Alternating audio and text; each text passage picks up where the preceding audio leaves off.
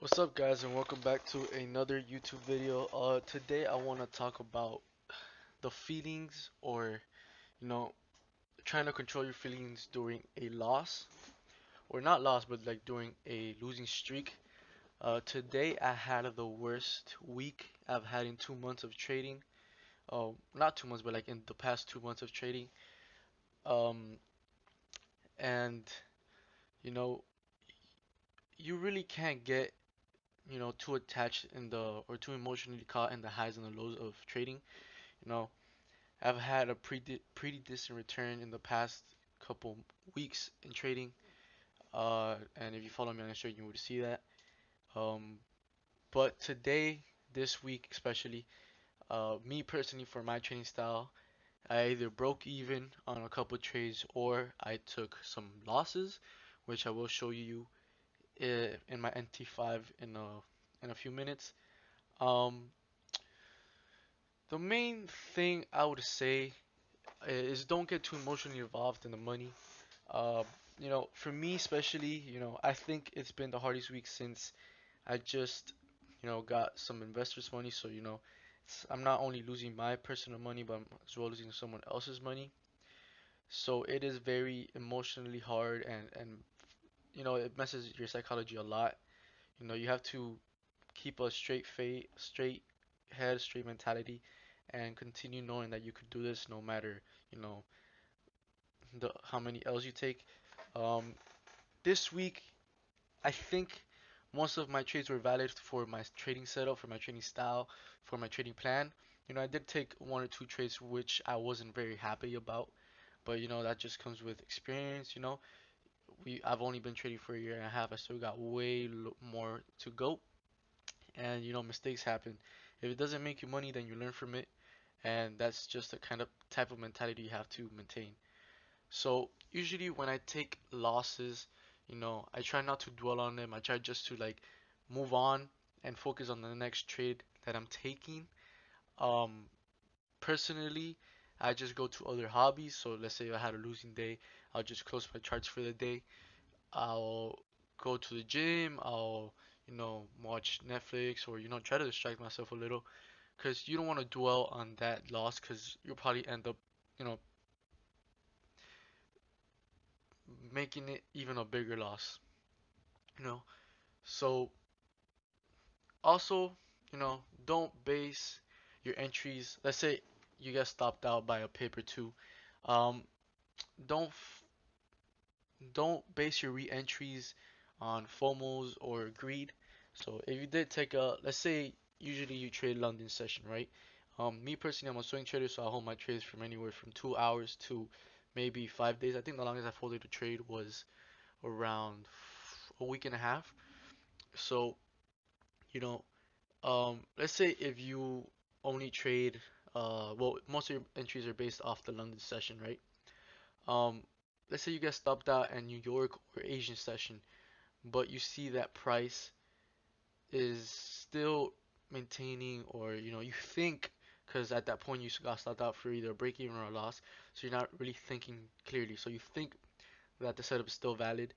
Uh, don't take the trade if the setup is valid and the the you are in the correct trend. You will be able to capitalize on that trend at your session.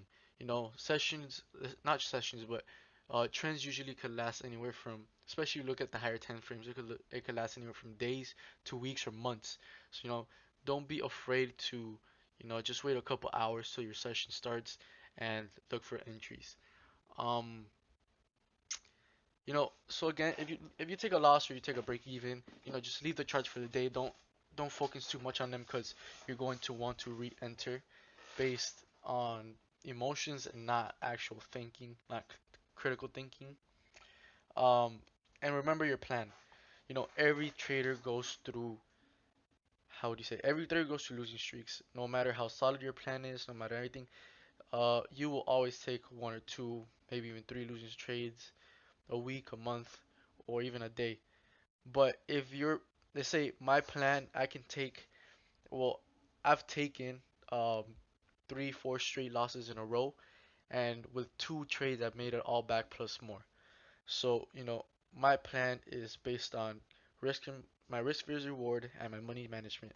You know, I always trade the same amount of risk unless I see the setup is very clear. So, you know, if I believe a setup is more likely, has a higher probability of happening, I will risk a little bit more capital than, a regular just trading setup. Um, let's say here, GJs, I took the GJ short, I got stopped out at a loss, and then price reversed in my way. You know, I could have re-entered. I opened the charts again around this time. I could have re-entered, but it wasn't my session. It was a Friday. There was a couple hours left for the market to close. So I said I'm done for the week. I'm not gonna trade anymore, and I'll just wait for next week to make my gains back. Um, so obviously, why did I take this trade? Well, based on the weekly, the previous week we had ended in, yes, the market is in an overall uh, higher high, higher low time frames. I mean, higher high, higher low trend. So it's an uptrend. That's why I didn't risk as much money. And, you know, we had this previous high that I was looking to take price short before we went long again. Either this one or this one. Looking at the 4 hour, price was creating higher highs, higher lows. You know, higher high. I mean, lower lows, lower highs, my bad. It was creating lower lows, lower highs, retested, lower high, you know, down here. Um, so one of the main reasons, so one of the trades I did, end up hating that I took was a long, once price, let me just use the replay tool, let me go one more candle.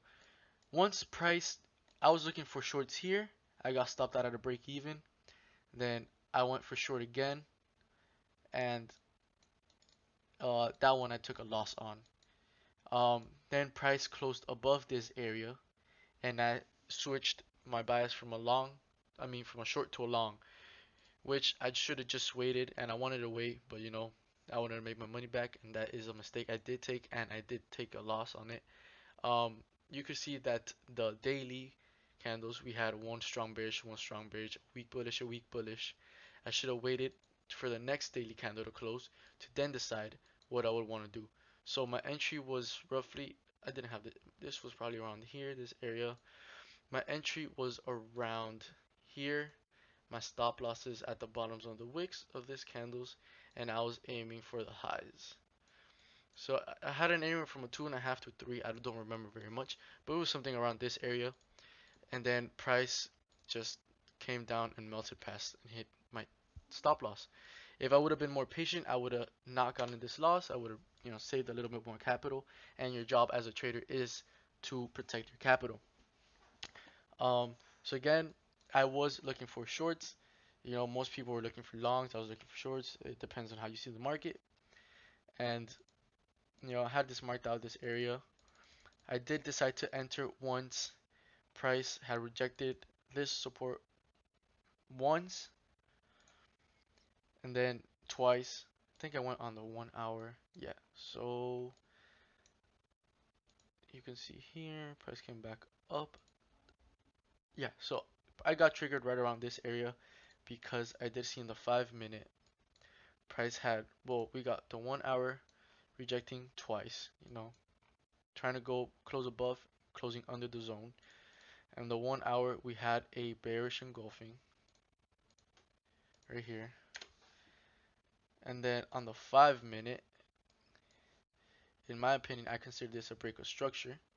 We had higher highs, higher lows, higher highs, higher lows, higher high, higher low. Then we had a higher, lower high, lower low. Then I entered based on the retest of this area right here. Let me mark it out. Right here. I entered based on the retest of that area to go short.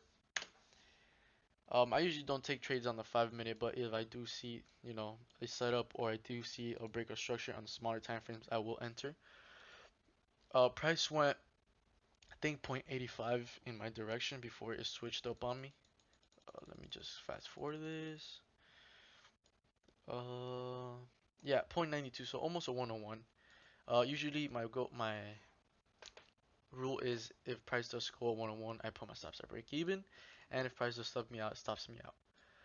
Um, so as you see, I got stopped out by I think roughly 8 pips, 9 pips, 8 pips, and priced reversed and hit my targets to the T. So, there's not much I can do at this point. I'm outside my trade session, my trade stock got stopped out, and I just have to focus on protecting my capital and focusing on the next couple trades for the next few weeks. You don't want to look at trading as a day-to-day, you know, goal, more as a week-to-week, month-to-month, quarter-to-quarter analysis. So even though I did have my worst trading week this week for the past 2 months, I was still profitable for the month, and I'll show you right now. So we're on the MT5 right now. You know, Vital Markets Live Hedge. I only trade live account. And if we go custom period, let's go to the first of this month to now. Okay, if you see all the way down here, let me just go all the way down. I did add 5,000 more dollars to my trading account. I was able to withdraw 1,900 in profit. So after depositing, I made $1,900 in profit. I withdrew it, and after that, with all the losses, I was in profit $126, which would be technically a break-even month, for me. So, but I did, and I was able to withdraw $1,900. So if those $1,900 were still there, I would have profited around roughly $1,000, for the month. So even though I had a bad week, I was still able to withdraw. Not withdraw, I was still able to be profitable for the month. That's what matters, you know, being profitable for the month, being profitable for the quarter, being profitable for the year. So yeah, I just wanted to come on here and tell you guys that even though you do take losses, losses are part of the game. You really can't do much about them. Just learn from the mistakes, learn from what you did wrong, and try not to remake them. Um, I still wanted to show you guys that, just because you lose a couple trades doesn't mean, you know, you're a bad trader or you don't know how to do this. Traders go through a losing streak until then they're able to regain the profit and capitalize after that. So, like I said, I've had um even you can see I had a really rough week. This was this whole week. Um, you know, these losses, break even, break even, break even, break even, break even, a little $1,000 withdrawal from profits, and all these losses, I was still able to be profitable for the month. So, at the end of the day, trading is about risk to reward, money management, like I said in my last video, and um, psychology. Because they say, if I would have got into my head and said, "Oh no, I need to make all this money back before the week ends," I probably would have blown way more money than I did. I probably would have lost way more money than I did. So I just decided, you know what? I'm just gonna stay off for the week and come back next week with a fresh mindset, review what I did wrong, review what I did right. And so I just hope you guys enjoyed this video. I just want to come in here and talk about, what goes through my mind, especially, now that I'm trading not only my capital but someone else's capital, and um, how you have to maintain yourself, keep yourself accountable, because if you don't, no one else will. Trading is a game, yeah, it's a game where you have to keep yourself accountable, and you can't blame things on other people. You can't blame things on the market. You can't blame things on, this X, Y, and Z. The only person you have to blame is yourself. Why did I take this long when, market was creating lower lows and lower highs? Why did I take this short when price was creating higher highs and higher lows? Why did I take a position when it was nowhere near a supply and demand zone or nowhere Fibonacci zone or nowhere. These are the kind of things that you really can't blame the market. You gotta blame yourself because no one is telling you. The market isn't pushing the buttons for you. You're the one pushing the buttons. So I just hope you guys found this video entertaining and kind of useful if you are trying to start trading or planning to start trading. If you guys have any questions, just DM me on Instagram, follow me on Instagram, or just text me through or leave a comment down here. But yeah, thank you guys for watching. Thank you guys for being part of this, and I'll see you guys next week.